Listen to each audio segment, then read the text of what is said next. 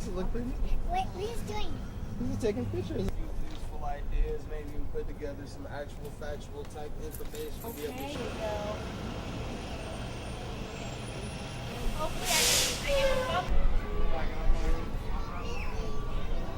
Ruyata, Akio, McGlothin, Ram from Core Magazine. I'm here with Matthew Rogerson, the owner of the Garden in the Ghetto, revolutionary activist young brother who literally took back his land, took the soil took the soil on the land that we're on out here in San Francisco, and he's going to tell you about it. Hey, how you guys doing? My name's Matthew Rogerson. Right here, like you said, in San Francisco. We're here in the southeast part of the city in Visitation Valley, the Sunnydale area. This is Hahn Street.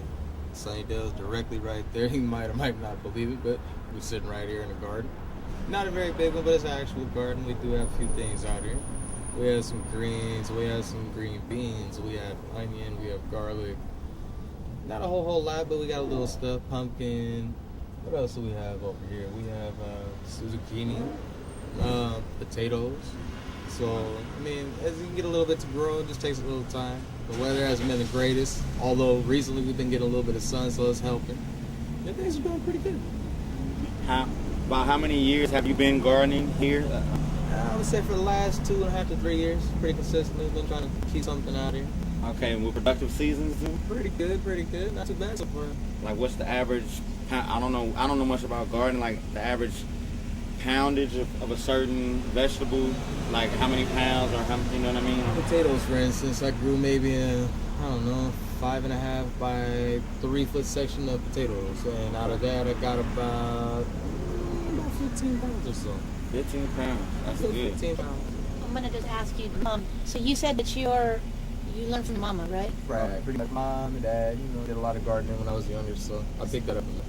And so you just started this on your own. Did you ask, quote unquote, ask? Not that you need to, but did you ask housing projects if you could do this? I did ask them. They said basically as long as you didn't tear anything up, they didn't mind. And I had it really, really small. It was pretty neat. That way there wasn't a bunch of weeds, stuff like that going on. So I figured it would look nice. Better to look at than weeds. For sure. And from our perspective of Core, it's your land because you invested this into it. So from our perspective, y'all should own this. Yeah, we know who really owns it. Thank you. But at the same time, all we're doing is basically taking what's here and just kind of helping make it look a little brighter. So, do you feed your family with, or can you, or in terms of the harvest? Yeah. Sure. Wow. We've actually eaten greens and tomatoes, potatoes, everything that I've grown out. I've grown carrots, snow peas, Alaskan early peas, bell pepper. What else have I grown? Zucchini is growing now. Pumpkin is growing now. Green beans are growing now. There's all different kind of things. I forget exactly everything I have out here, but right now, so far, so good. And other than your magic thumb, which we do believe you have, can you just tell people how you harvested this very silty sand? Well, you do have to go through it. There is going to be some, maybe grass clusters, the roots and stuff like that. This could be in there. Maybe some tree roots, stuff like that. The little runoff from the tree wraps. There's an actual tree root. Will actually be little pieces throughout there, but not really too bad. Maybe a couple pieces of glass, stuff like that. You do sift through it, make sure there's no hard stuff, no rocks. But other than that, the dirt's actually okay. Wow.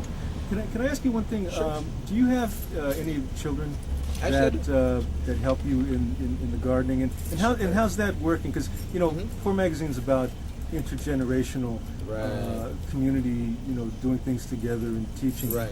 How is that? Is that enjoyable? Actually, I get not just kids. I even get older people to come by and they'll come on down and talk and share different little secrets and stuff like that. They've done a little bit back in their home country or maybe even here. Right. But out here, as we know, we're in the city, so it's kind of hard to do stuff when you don't have your own yard and stuff like that. So that's why we're trying to get in later on, maybe even doing community gardening. Try to get other people involved. You mentioned people, having expertise from their own countries of origin. What countries? I've talked to different people from, say, Samoa, the Philippines, Mexico, different places where they grow different things. Even other places, in other parts of the United States, like up in Alaska, real short growing seasons in some places, especially up there. They only get like maybe a good 2 months in their growing season. After that, it's pretty rough to grow anything. But, out here it's a lot different. Our climate is a lot more milder. We can do a lot more throughout a whole year. We can grow different stuff throughout a whole year. There's really no off season. There's different seasons, hot season, and then of course there's a more mild season.